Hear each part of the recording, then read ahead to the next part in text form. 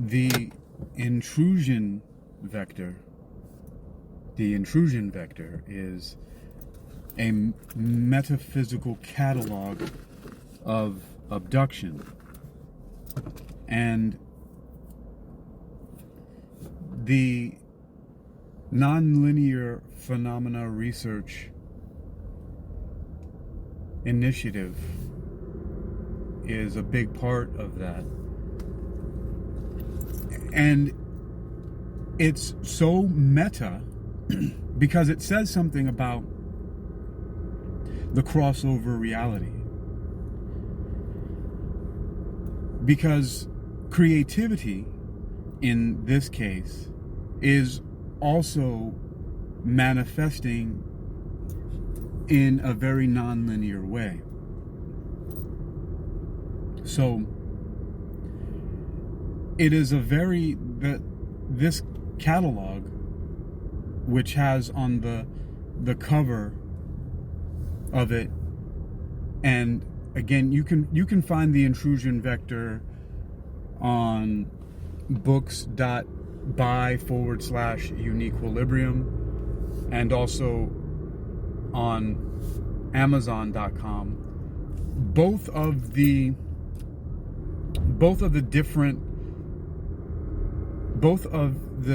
different editions can be accessed from those two websites from worldreadingclub.com. And so the nonlinear seed that was planted with the intrusion vector is quite a phenomenal piece of technology. It is pretty amazing in what has happened, and I tend not to do anything that is conventional, as far as I know, because I don't research very many conventional things for the purpose of imitation. The only reason why anything that I do has anything to do with what anybody else is doing is because, one, I live on this earth and I'm inevitably going to be influenced by information that other people create and only have access to what can only be described as the illusion of choice because of the environment, this cage, this prison planet that we live in. And so I have to use the tools that are available to me. But then also because there has to be some convention. Like, for example, I'm not going to produce books in a language that nobody on Earth except for me or maybe some other ultra-terrestrials or extraterrestrial or any type of biological non-human entities or intelligent non-human entities can read or decode. So there are some things that have to be standardized, but the understanding of how the intrusion vector is a seed and how it informs in what it is, how it's a demonstration of, it's an actual artifact of non-linear creativity. And the point I was making about not doing things conventionally is because I'm not sure how other authors produce or compose their work. For example, specifically in creating series, because the intrusion vector is one book in a series that already has at a minimum of a dozen other books currently in production. And that happened because something that a lot of people can relate to is the desire for backstory, for the desire to have a more complete picture, a broader understanding of what's going on. And so a lot of times this is why you'll have, for example, so many fan created types of productions of more famous and well-known productions in movies, comic books. So you'll have, so there's a guy, Donald, who I met through my friend Kevin Green. They do this podcast called The Real Short Box. And the Real Short Box is, you know, they say it's by geeks for geeks, and they mainly focus on creating productions that have to do with not only comic books, but fiction, science fiction, fantasy in general. They cover a wide range of geeky topics. But Donald McKinney, and McKinney III, actually, one thing that he did was he had his own run of the Blue Beetle, which is a comic book character from DC, I believe. I actually don't know. All I know is that I knew more about Blue Beetle and learned about Blue Beetle from his series, his web series that he released on YouTube before the movie even came out. The more famous, the big budget production that came out of the Blue Beetle. All right, so I didn't know anything about it. I mean, I may have heard of it before, but and when I first saw it, it just kind of reminded me of The Tick. But the point is that there are a lot of fans who create their own productions, and I don't actually know what the name of that. What is that called? Let's see. This is what the AI assistants are for. So, what are fan produced, comic book movie adaptations, or sometimes fans create small short films or spin-off comic books, or what ifs, or behind the scenes, those kind of things. What are those called? Is there a name for that? Those are generally called fan productions or fan works.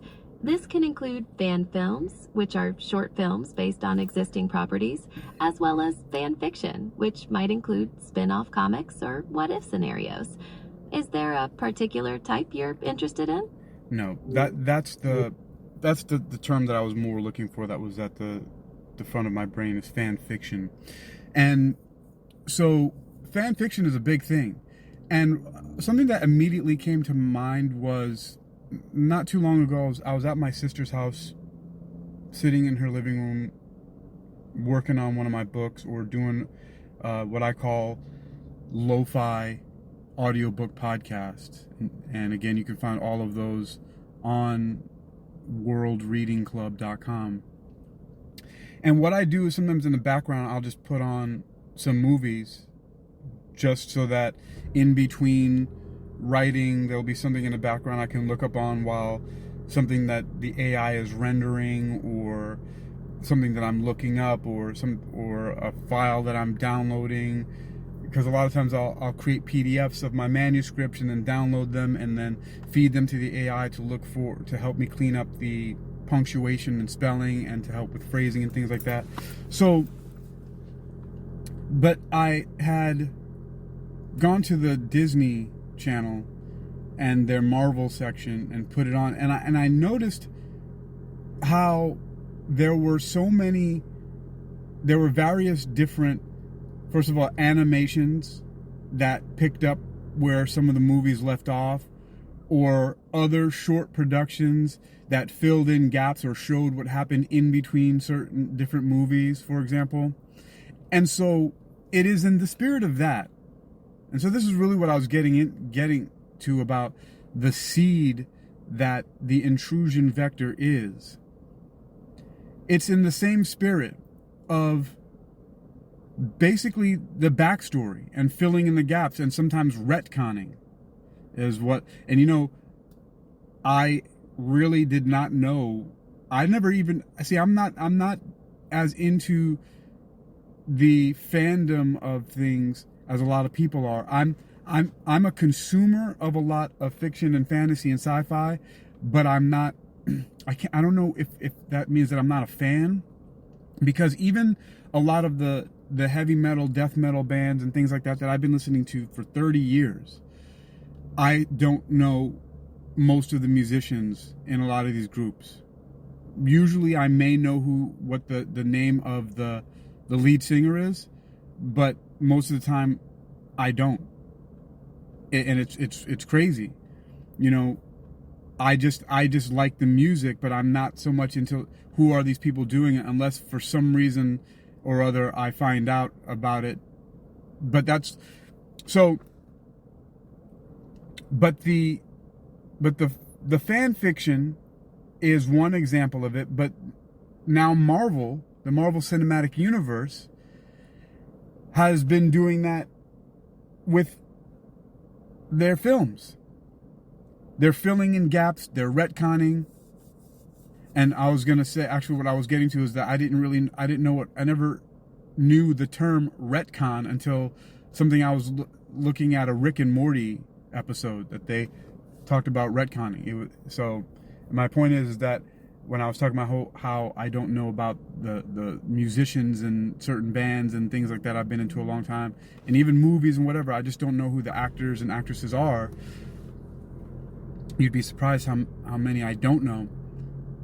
But it's little details like that, like terms like retcon, that I don't know. And some of you may not know what the term retcon means.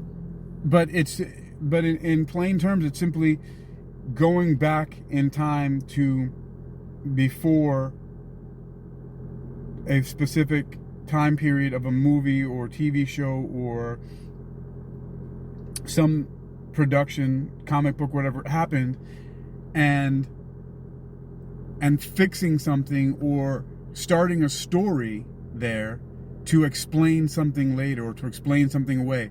You know, it could be, you know, that at the time when something was first created, a certain technology didn't exist, and then they retcon it and talk about the technology was being developed in secret, and that's responsible for whatever. But if you know anything about the Marvel Cinematic Universe, you'll understand what I'm talking about. And this is not new. You know, one of the first instances that are coming to my mind of me seeing certain things like this where they're bridging gaps or telling the story of something that happened in between. I remember with the Pitch Black series with Vin Diesel. You got the first Pitch Black movie, and then they had Chronicles of Riddick, and then in between those they had a few different animations that talked about different things that were going on, right? And then sometimes in the films you'll see flashbacks to tell you about what goes on. And so the whole retcons and these filling in of gaps and things like that, and the flashbacks that you'll see in some of the films, sometimes those flashbacks are then taken, or at least it's like what Marvel has done, and turned into entire productions. You know, a mini series or a whole movie that will be made to fill in that gap or tell that story. So again, what does this have to do with the intrusion vector? The intrusion vector has inspired and planted the seed for that to happen. So, and even something that I created before the intrusion vector, or started to, because it's not done, is now in that series. And one of the reasons for that is because I'm doing something that I'm not saying, and I'm not saying this is like an outrageous or super cool idea or anything like that. It's actually, it might even somewhat be lazy, I don't know. But the reason why I'm able to connect the stories also more easily, I think, in my own mind, is because I've written myself into the stories as the main protagonist. Even though not in all the stories I may not seem like a a hero or a villain or anything like that, sometimes I look like a victim. For example, in one of the stories called Axiom of the Self, which the first 9 chapters you can find on worldreadingclub.com on the tab in the menu that says Axiom Novel. It's the first act, first 9 chapters. For most of that, I'm somewhat useless in a lot of ways. But I'm the common thread throughout these different stories now. And the intrusion vector has been able to, because of what it is, has allowed me to ripple out, or to splinter out, or to spread out a spider web of this tapestry of interconnected stories that are, one, spreading out from, or rippling out from the intrusion vector, but also woven together by the common protagonist, which is me. And then also other people that I know, that I've met, and I've talked to them. I didn't really ask their permission, I just went ahead and did it, and they don't seem to mind. I've written them into the story. So there's a couple of people that I met, some who work at coffee shops, and I've written them into a story. A police officer, I wrote her into there as a detective. And so, and I haven't heard any negative feedback about it. People seem to be cool with it. But but so there's common factors that are tying the stories together. And the intrusion vector being the first really complete story out of all of these, because it was actually very simple for me to compose and to put out there as a complete document, because it's a found document in the way that the Blair Witch Project is supposed to be found footage. Or like, I think World War Z is supposed to be like that as well. And it's not the only one. And I don't know about any other found document types of books. I'm sure that there are. But that's what I've fashioned my story to be. It's a found document story. And it features myself in there as the director of the Nonlinear Phenomena Research Initiative. And so now, wrapping this up, so here's what what that has done. By creating the intrusion vector and making it one of my first, I think this is what it is, because I've wanted to, for a long time, write fiction. But it's one of the most difficult things to do. I mean, I'm a terrible writer to begin with. Not really. I've been writing for a long time. I'm not a very... So here's an example. My friend Donald Dias, who's an excellent musician, we recorded over 200 songs together, improvised songs in 8 days in LA, riding around with friends, riding the train, riding buses, randomly running into each other out in the street and just busting out into song. and then I said, hey, why don't we, pick a few songs and refine them and make an album? And he says, I don't play the same thing twice. And it's just, that's how he is. He just won't do the same thing twice. So in a way, I'm like this a lot as well, where a lot of the music I have recorded, I consider them to be demo versions of everything, because I do it and I just want to get it out of me and then just let it be, and maybe somebody else, some other musicians at some time will want to pick them up and make an album, or we can perform. But it's that kind of feeling is that when I've written before, the way that I wrote, so one of my websites, hypnoathletics.com, the word hypnosis and athletics. I was an athlete and I went to school for clinical hypnosis at the Hypnosis Motivation Institute in Tarzana, California. So the website is hypnoathletics.com, but I've never even actually used Hypnoathletics as a domain yet, except to use it to point to the site that I started in 2006, eym.hypnoathletics.com, and the EYM stands for Exercising Your Mind, because the full name of Hypnoathletics, which was a concept that I wanted to start and turn into a business, a service, was Hypnoathletics is Exercising Your Mind. And I have that website too. That was my second website that I put up, was exercisingyourmind.com in 2007.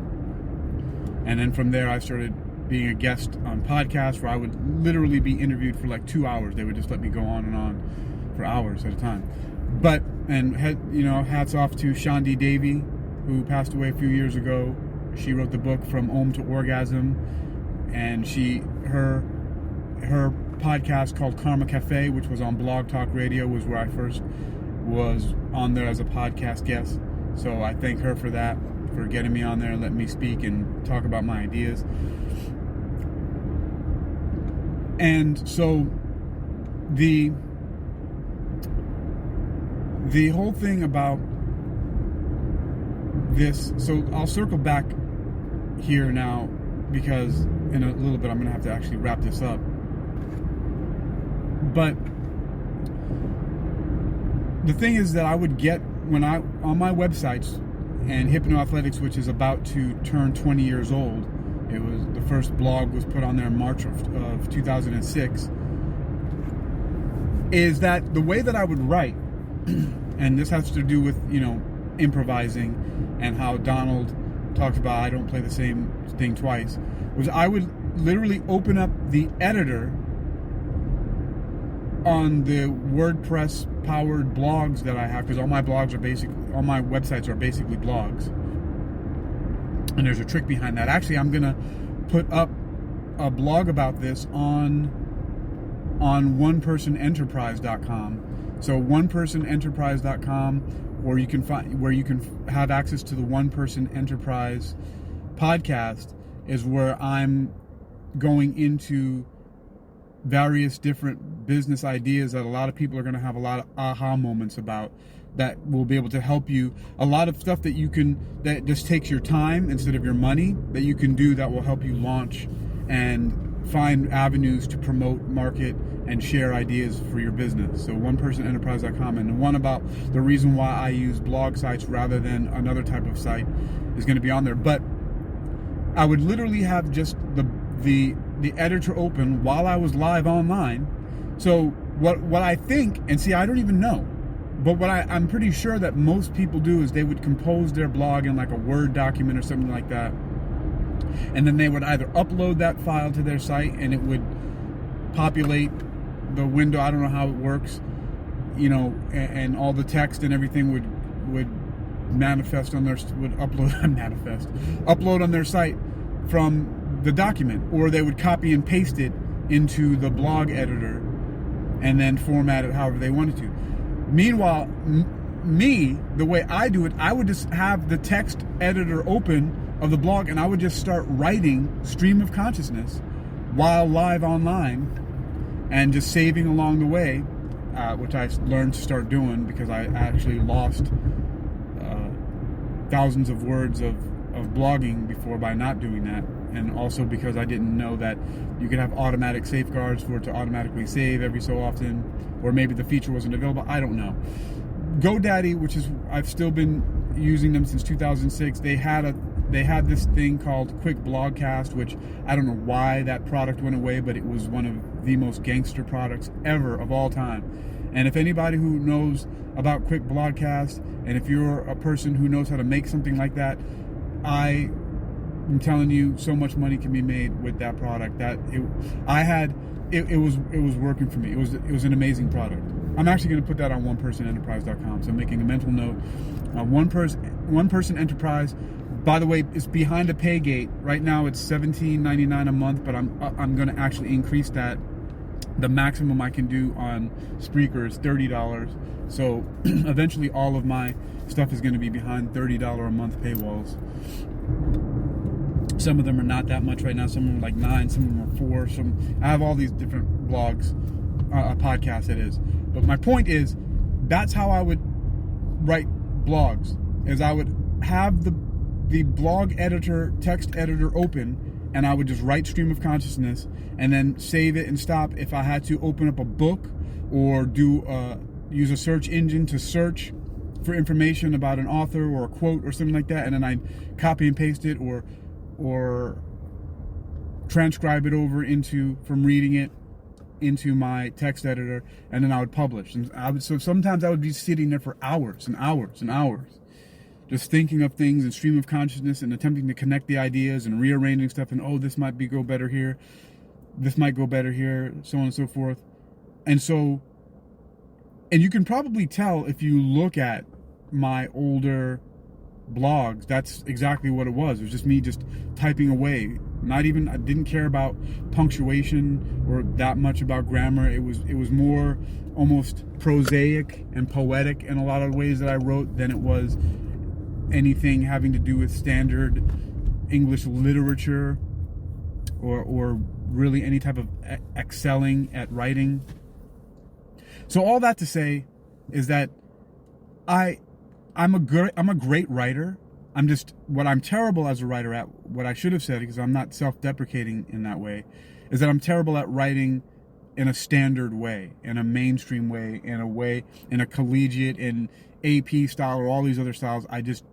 I rely on assistance and artificial intelligence to organize things for me for standardization. For the so-called best practices. Like my PhD thesis that I did for the University of Metaphysical Sciences, I had to refer constantly to AI to help me to align it with the standards that UMS wanted for my dissertation. So, but other than that, I've been writing for a long time, and I've always wanted to write fiction. And it's very difficult, but now this goes back into the intrusion vector and the seed that it is.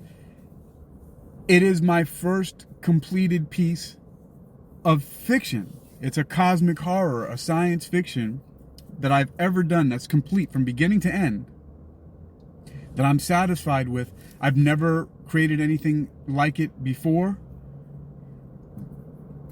But by doing that, what it has launched is it's inspired me to say, okay, I can do this. That was an easy format to make it in, this found document type of format, because it didn't have to follow the same type of narrative arcs of other stories, right? Because I just had to make it look like this secret document, or this classified document that has been declassified. Even the cover of it looks like that. When you see it on Amazon or on books.buy, or like I said, you can find it on worldreadingclub.com. My name is not on the front. It just looks like it's a dark cover, and it just looks like a declassified document. And I'm going to actually make a lot more like that. I actually like that kind of style. It's just cool to me. And that's one of the things about writing fiction and fantasy is you get to live in these worlds that you create, and there's something about that is really fun and motivating and a lot of different things like that. But so the intrusion vector, and let me just wrap this up here because I'm going to actually get out of my vehicle in a moment to go do a gig. And so the intrusion vector, because of it being complete, what it has done is inspire no less than a dozen books. There's probably 20 in the works right now. And so like I know, for example, that Axiom of the Self, which like I said, you can find the first 9 chapters, which is Act 1, that comprises Act 1 on worldreadingclub.com. Axiom of the Self there's another book that I'm writing right now that I'm going to finish before all the other ones that comes right before that. But Axiom of the Self is actually after the intrusion vector. But it's not directly after the intrusion vector, because of the way that it opens. I feel like I need to write a story that bridges that. So all of this to say, again, in the Nonlinear Phenomena Research Initiative, it's nonlinear, but I think it's such an fun, it's an exciting way for me to be writing, that there are 4 or 5 books that go before the intrusion vector that only one of them I've started writing, and I'm about up to like maybe 30 chapters of that. But it's only one of the 4 or 5 that come before the intrusion vector. And there's another 4 or 5 that are already coming after the intrusion vector. And who knows if I'm not going to continue. I probably will continue that until I get to the point where there's a satisfactory conclusion. You know, I need to find a really satisfying climax for this book series. And you know, something I read in one of the books that I'm currently reading, because I feel like I need all the help that I can get. And so the first book that I read to help me with this, it's called The Complete Handbook of Novel Writing: Everything You Need to Know How to Create and Sell Your Work, from the editors of Writer's Digest. One of the authors in there says, if you want to get rich and famous from writing a novel, then don't do that. That shouldn't be your motivation. Go and, you know, there are plenty of easier ways to get rich and famous than writing a book. And the reason why I bring that up is because it is difficult. It's so hard, but having a book like that I have it has been enormously helpful for me to plug in and start using things as I go along. I literally was, as I was writing, I would read something, read a chapter, and then start to implement that in the chapter, and then go back and see if I needed to add it to the chapters before. Let's see, was there a reason why I even said that? I know that there was. But, again, so and my whole point is I'm writing them because it's exciting and I'm loving it. And that's, I think, what the author in that book was saying, is that you should do it because, you know, you can't keep it contained. Like, it's something you must do. It's within you. You have to get it out, that's how I feel. That's how excited I am about it. And actually, you know, in reality, The Intrusion Vector is not actually my first work of fiction. I don't know if it classifies as that, but in 2005, I self-published my own chapbook of haiku poetry. There were over 200 poems together, most of them haiku, and maybe a handful of them were tanka and some free verse. And it was called Serena Wears Black. And I bought a printer and got a long reach stapler and was making all of these booklets and giving them out to people. And there's a copy that's still extant in Israel. There's several of them in California. It's been taken all over the world. People still have their copies of it. It's amazing. So Amit Sharabi is one of them. Craig Spivak is another one. Alexandra Castellanos is another one. So many people have this book, and I'm just kind of honored that people cherish that work. So, and the reason why I say I don't know what word to classify this as, because first of all, I don't know genres very well, but also because it's a poetry book that was written in lust for a woman named Serena, but it's very dark, and even though it was inspired directly by her, so these were emotions and things like that were coming out, they were presented in a very fantastical, dark, gothic noir, strange way, because she was this goth girl who used to wear black all the time, and that's why it was just so simply named Serena Wears Black. You know, there's nothing really creative about that title. But I've been writing for a long time, and now I'm really excited that I'm on this fiction kick.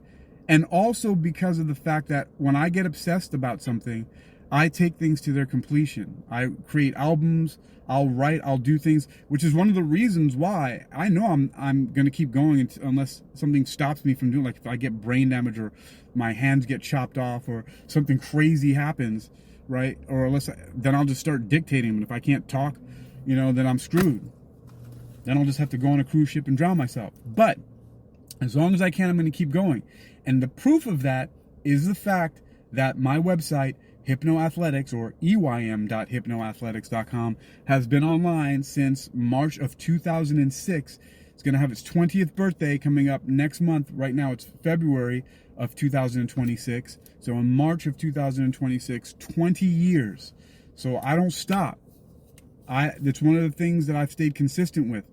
Martial arts, music, and writing, especially online, tinkering with that stuff. So and that's the reason why I actually kept the blogs online, so I could write, so I can research. I'm really a researcher. I'm just curating ideas and attempting to put them in my own form, which is, you know, when you get assignments from school, that's what they tell you to do, right? Is you do what the old school version was called a book report, right? So that's just what I do, is I look for information, and then I look to understand it, and then to re-communicate it to people in the way that I understand, and then add my own goodness to it. So now, the whole point of all of this was about how, one, I don't think I said this, I'm pretty sure I didn't say this in the beginning, but if you want to be a creator, an author, then get something done, one thing done to start that momentum. You know, I was so excited when I finished Serena Wears Black back in 2006. I went and printed thousands of copies and just stapled them by hand, and folded them, stapled them by hand, and gave them out to people until I found an Armenian guy who had a copy shop, and then his machines would do it for me, and he would make these cardstock covers for me, and then I would hand them out, and people were asking me to autograph it for them. It was great. And now with the intrusion vector, the whole point is I did that, and I figured out how to do it, and not only that, how to get it printed by print-on-demand publishers through Amazon and through Books.buy and Lulu and things like that. And I found that it's possible to do this on my own and to get these things into the hands of people, that it's become an obsession.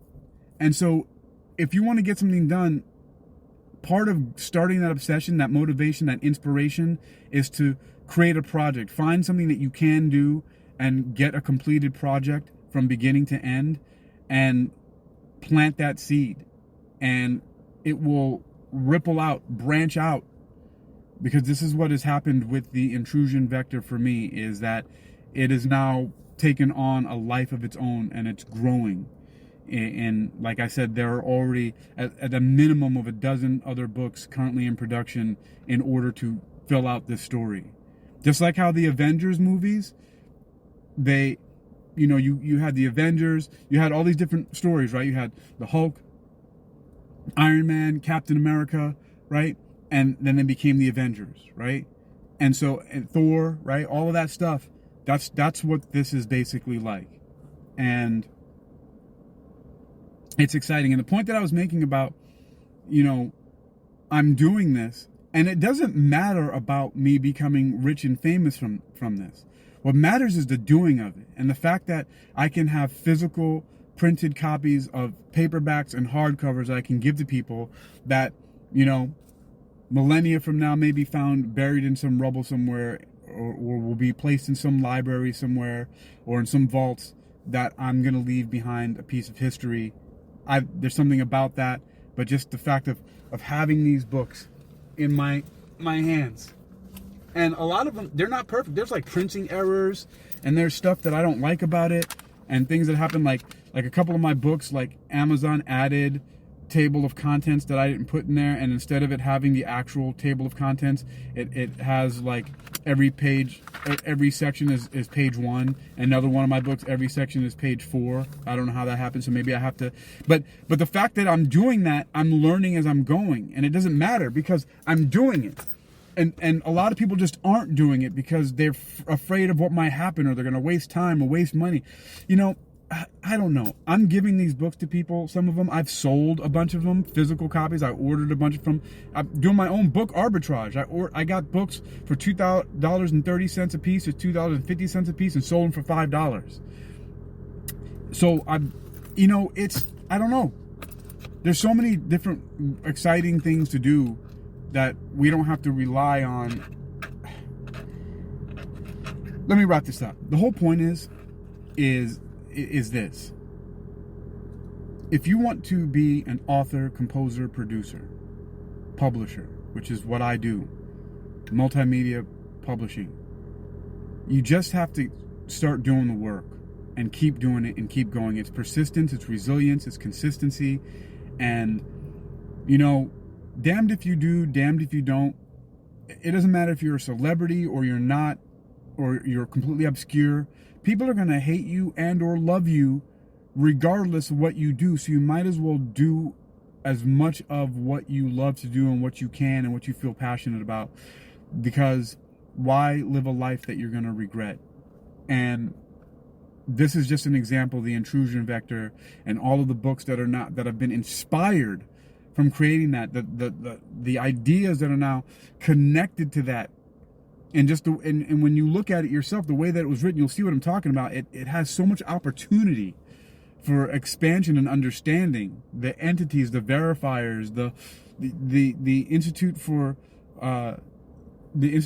Coherent Studies, all of this stuff that's in there. It's a whole exciting world. I've created my own universe, and I'm super excited about this. So go check out the Intrusion Vector. You can find the links on worldreadingclub.com, which will take you to either books.by/uniquequilibrium or to my Amazon author site where you can find my books. I'm Hakeem Ali-Bocas Alexander. Until next time.